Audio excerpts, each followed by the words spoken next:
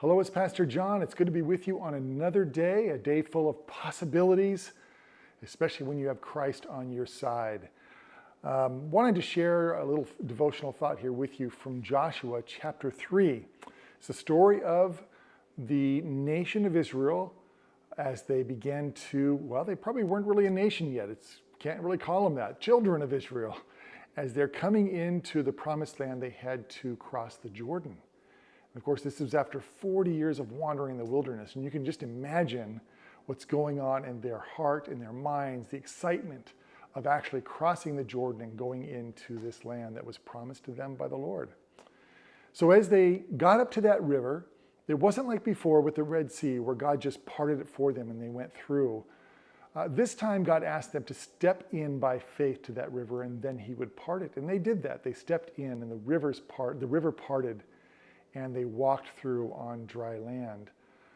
But that's not the end of the story. The end of the story is that as they got to the other side, they gathered 12 stones, large stones that they stacked up, and they put together as a remembrance of that event.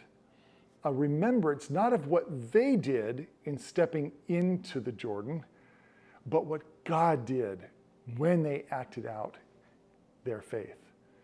And so from time to time, I think of Facebook. I don't know if for those of you who are on Facebook, you get these little memory pop-ups, a remembrance or a memory of an event or a picture that you posted before or something.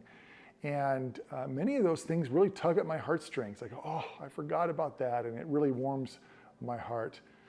But that's kind of just a small glimpse of what it must be like for people that passed by, that saw those stones in the future.